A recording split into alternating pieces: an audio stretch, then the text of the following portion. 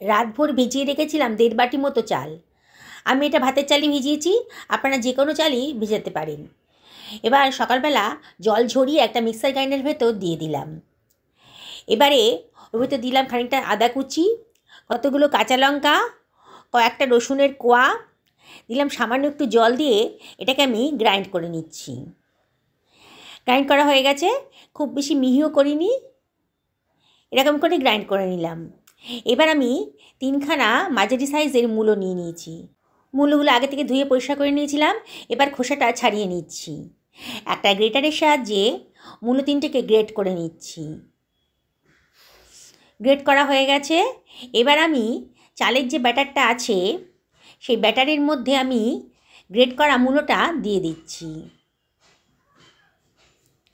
এবার এর মধ্যে দিচ্ছি 1/2 টেবিল চামচ মতো হলুদের গুঁড়ো আর 1/2 টেবিল চামচেরও কম লঙ্কার গুঁড়ো, 1/2 টেবিল চামচ মতো লবণ দিলাম, আর দিয়ে দিলাম কতগুলো ধনেপাতা কুচি, আর দিয়ে দিচ্ছি কতগুলো কাঁচা লঙ্কা কুচি। লঙ্কার পরিমাণটা আপনারা নিজেদের পছন্দ মতো দেবেন। আর দিয়ে দিলাম খানিকটা চিলি ফ্লেক্স, এই 1/2 টেবিল চামচ মতো। দেখতে ভালো লাগবে আর খেতেও টেস্টি হবে।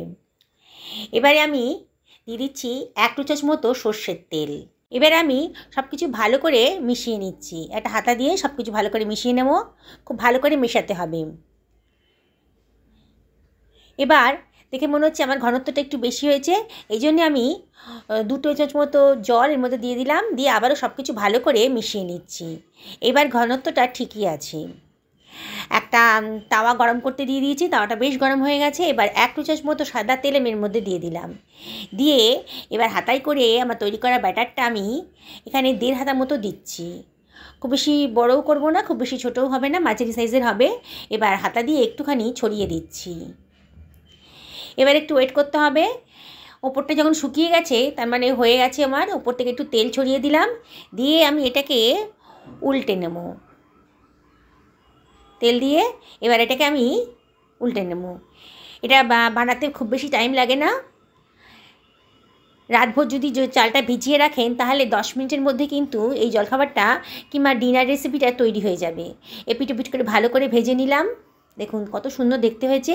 এইভাবে আমি সব কটা নাস্তাই ভেজে নেব। এটা একটা নাস্তা বানাতে আমার 1.5 থেকে 2 মিনিট টাইম লেগেছে। আমি বাটিতে খানিকটা দই নিয়ে নিয়েছি, দইটাকে ভালো করে ফেটিয়ে নিলাম। এবারে ফাটানো হয়ে গেছে, এবার আমি ওই দইয়ের ভেতর দিয়ে দেব 2 টেবিল চামচ মতো জল দিয়ে দিচ্ছি, একটু পাতলা করব। এবার দিয়ে দিলাম 1 টেবিল চামচ মতো চিনি, আর দিয়ে দিচ্ছি 1 টেবিল চামচ মতো বিট লবণ। বিট লবণ দিলে কিন্তু স্বাদটা খুব ভালো আসে। একটা শসা কুচি দিয়ে দিলাম, দিয়ে দিচ্ছি খানিকটা কাঁচা লঙ্কা কুচি, আর এর ভেতরে দিয়ে দিচ্ছি কেটে রাখা ধনেপাতা কুচি, আর 1/2 টেবিল চামচ মতো ওই চিলি ফ্লেক্সটা ওর ভেতর দিয়ে দিচ্ছি। দেখতেও ভালো লাগবে আর খেতেও খুব সুন্দর লাগবে। এবার আমি সব কিছু ভালো করে মিশিয়ে নিচ্ছি। খুব বেশি ঘনও হয়নি আর খুব বেশি পাতলাও হয়নি। এটা ওই নাস্তাগুলোর সাথে খেতে কিন্তু খুব ভালো লাগবে। মূলোর এই নাস্তাগুলো চা কফির সাথে খেতে ভালোই লাগে। তবে আজকে আমি এই রায়তাটা যে বানিয়েছি এটা দিয়ে সার্ভ করে দিলাম। কেমন লাগলো আপনাদের অবশ্যই জানাবেন।